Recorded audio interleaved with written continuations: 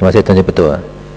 Tuan Ketua, saya berdiri untuk mengambil bahagian dalam perbahasan bajet 2010 yang berhormat Menteri Kewangan dalam ucapan bajet mengatakan bahawa hasratnya ialah membangunkan satu model ekonomi baru yang akan menjadikan ekonomi berpendapatan tinggi.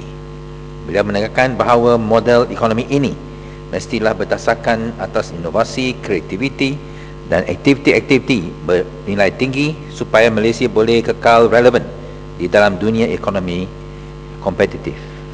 Beliau mengumumkan yang kerajaannya akan mentransformasikan Malaysia melalui proses inovasi yang menyeluruh, merangkumi inovasi tabir urus dalam sektor awam dan swasta, inovasi dalam kemasyarakatan, inovasi bandar, inovasi desa, inovasi korporat, inovasi industri, inovasi pendidikan, inovasi penjagaan kesihatan, inovasi pengangkutan, inovasi jaringan keselamatan sosial dan inovasi penjenamaan atau branding.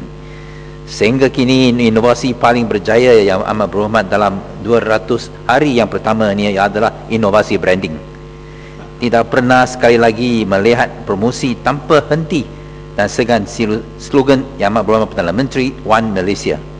Bukan sahaja ketika pilihan raya kecil, malahan Pak, ada pula satu tandas satu Malaysia di Terengganu yang membuat kempen slogan bekas Perdana Menteri Islam Hadari, tiada bandingan.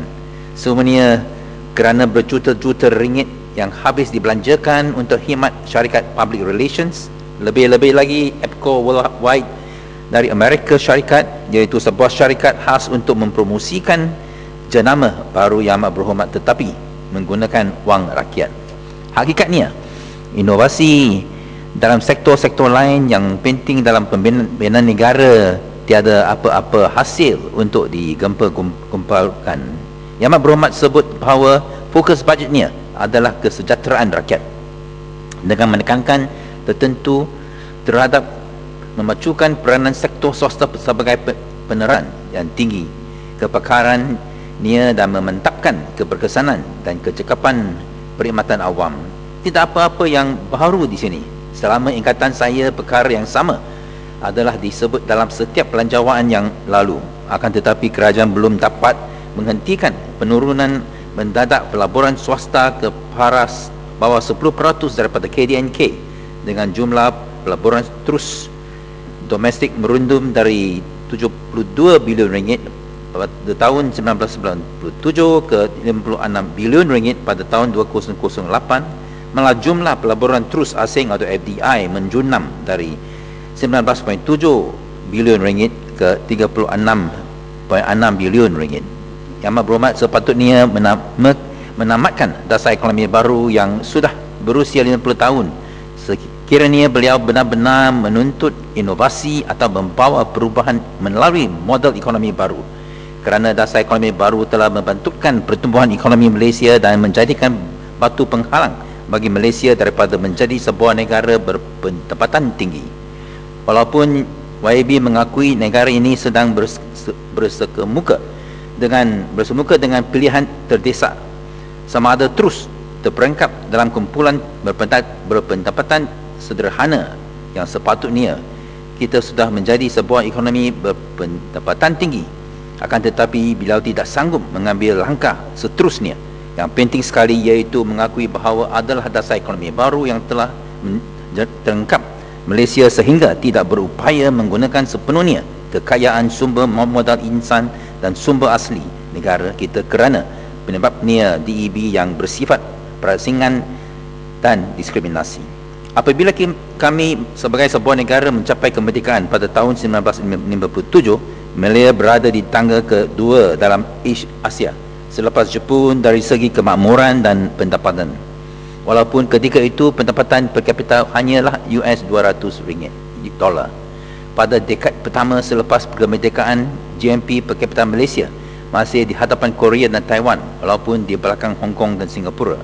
GNP per kapita Malaysia tahun 1967 adalah $290 berbanding Taiwan pada $250 dan Singapura pada $600. Semenjak itu, Singapura, Korea Selatan dan Taiwan sudah maju ke depan dan menyertai kumpulan negara-negara berpendapatan tinggi, manakala Malaysia masih tersekat dalam kelompok pendapatan sederhana selama 4 dekad. Kerajaan sepatutnya lah mengadakan satu kajian khas siasat bagaimana Malaysia menjadi terperangkap dalam kategori negara berpendapatan sederhana selama 4 dekad, disebabkan DEB sekiranya kita benar-benar serius mahu memacu ke depan dan menjadi negara pendapatan tinggi. Dalam ucapan beliau yang amat berhormat berkata, kerajaan adalah komited dan serius untuk menangani inovasi keseluruhan ke arah negara maju dengan slogan kepimpinan inovatif untuk Malaysia bersatu inovatif. Akan tetapi slogan-slogan dan pensloganan tidak akan mentransformasikan Malaysia ke arah ekonomi inovatif. Adakah yang YAB bersedia untuk lulus ujian pertama ke arah ekonomi inovatif dengan menamatkan polisi DEB yang telah membantu pertumbuhan ekonomi Malaysia dan juga proses pembinaan bangsa Malaysia? Yang amat berhormat menghampiri penghujung bulan ke-7 sebagai Perdana Menteri yang bermula dengan slogan One Malaysia, rakyat dilalui pencapaian sekarang diutamakan. Adakah bajet 2010 lulus sebagai bajet satu Malaysia?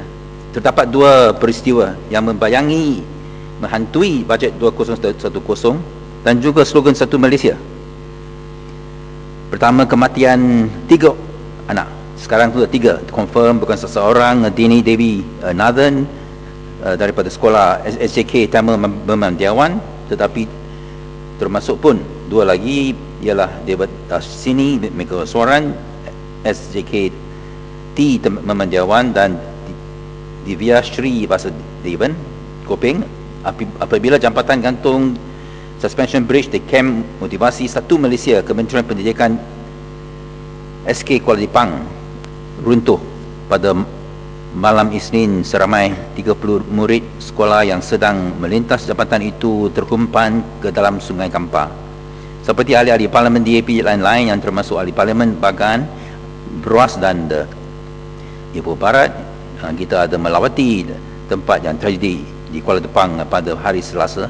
Saya sangat terkejut dan benar-benar marah terhadap sikap reckless, kecuaian, kelalaian, tidak bertanggungjawab serta sikap yang tidak mengambil berat nyawa-nyawa dan keselamatan anak-anak murid oleh pihak-pihak berkuasa, terutamanya cabangan pendidikan dan kontraktor berkenaan, kerana membiarkan jambatan gantung tersebut untuk dibina tanpa batu asas yang mencukupi maupun ciri-ciri keselamatan, menyebabkan keruntuhan jambatan tersebut dalam masa 2 minggu sahaja dan meragut nyawa 3 orang anak murid kita.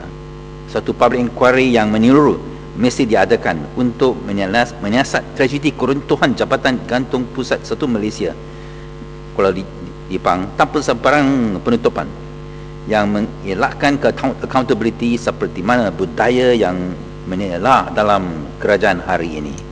Ini merupakan satu contoh dahsyat bagaimana program satu Malaysia, rakyat diutamakan dan prestasi.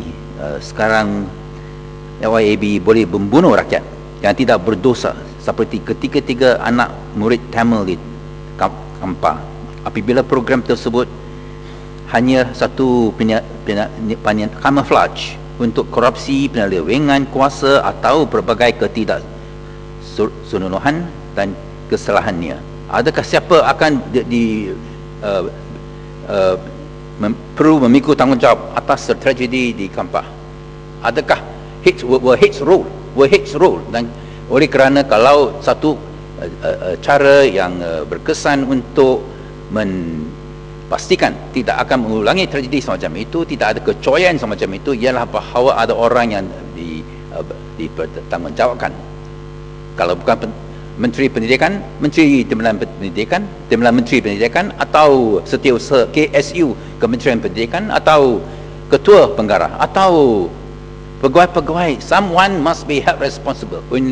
Barulah cara ini boleh mencegah berulang kali lagi tragedi-tragedi semacam ini. Peristiwa yang kedua adalah PAS 2 persidangan Dewan Undangan Negeri Perak yang dilangsungkan. Jelasan. Ya. Terima kasih Ibu Temu. Saya nak tahu apakah pandangan Yang Berhormat jika insiden seperti di Kuala Lumpur berlaku, katakan di negara Jepun, India, Australia atau England, bukankah sesuatu menteri atau timbalan menteri atau Director General akan sekurang-kurang akan meletak jawatan? Kenapa senario sedemikian tidak berlaku di negara ini?